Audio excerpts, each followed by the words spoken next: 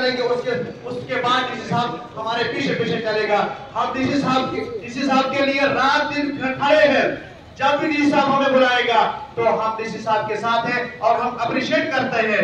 हम डीसी साहब को मुबारकबाद देते हैं कि इन हालात में हर एक गांव के साथ कनेक्ट रहना, खुद डीसी साहब, तो ये हमारे लिए बहुत खुशकिस्मती है।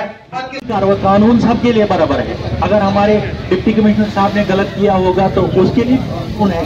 जहां हमारे कोई आम बंदा गलत कर रहा है तो उसके लिए भी वही कानून है। आवाज दो, आवाज दो। डीसी कैसा हो, हमारा डीसी कैसा हो,